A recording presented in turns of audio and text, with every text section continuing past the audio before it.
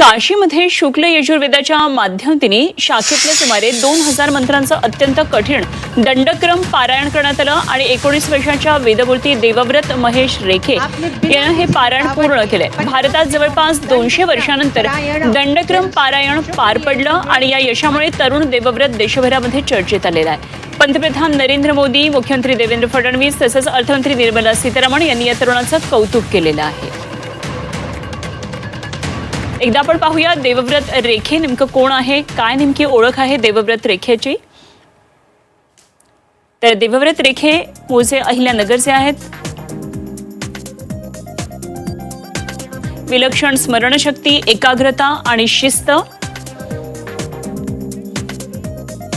तर वडील वेद ब्रह्मश्री महेश चंद्रकांत रेखे आहेत। वैदिक शिक्षण सांगवेद विद्यालय वाराणसी इथे झालेलं आहे आणि रोजची साधना 4 तास दंडक्रमाचा अभ्यास।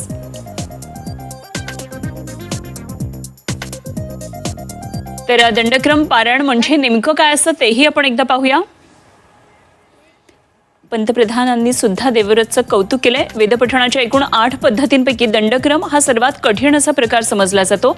मात्र उलटसुलट दोन्ही प्रकारे मंत्रे म्हणावे लागतात।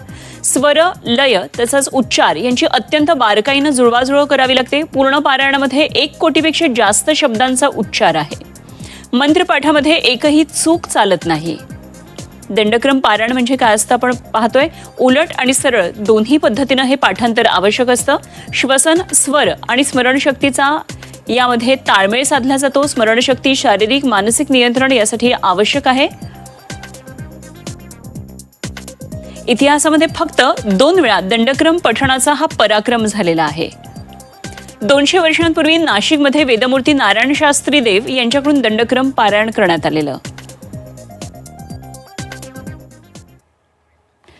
तर पंतप्रधान नरेंद्र मोदींनी या संदर्भात काय नेमकं ट्विट केले तेही आपण एकदा पाहूया। काय कौतुक केलेलं आहे। 19व्या वर्षी दंडक्रम पारायण पूर्ण केलेलं आहे देवव्रत महेश रेखे यांनी आणि या संदर्भात पंतप्रधानांनी असाधारण पराक्रम असं म्हटलंय। देवव्रत रेखेंनी केलेली ही साधना पुढच्या पिढ्या लक्षात ठेवतील। 2000 मंत्रांचा दंडक्रम इतक्या अचूकतेनं 50 दिवसांमध्ये संपवणं हा असाधारण असा पराक्रम आहे।